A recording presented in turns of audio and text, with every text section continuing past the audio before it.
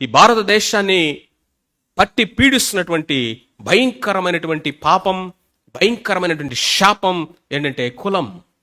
ఆ కులము తప్ప, దాని ప్రాతిపదికన తప్ప ఇక మరి ఏది జరగదు. నరాల్లో, రక్తములో, శరీరములో, ప్రాణములో కలిసిపోయింది.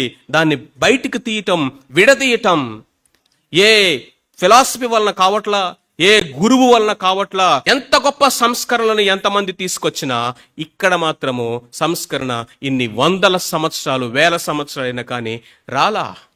కానీ ఈ ఇంపాసిబుల్ మిషన్ గా కనబడుతున్నటువంటి దీన్ని పాసిబుల్ చేయగలిగింది, చేసింది కూడా ఏంటంటే ఇదిగో క్రీస్తు యొక్క ప్రేమ, సువార్తలో ఉన్నటువంటి శక్తి. ఒక సనాతన యూదుడండి, నిష్ట కలిగినటువంటి ఆర్థోడాక్స్ జూ ఒక గ్రీక్ మ్యాన్ పట్టుకొని ఏమని పిలుస్తున్నట్టే మై బ్రదర్ అంటున్నాడు, నా సహోదరుడు అంటున్నాడు.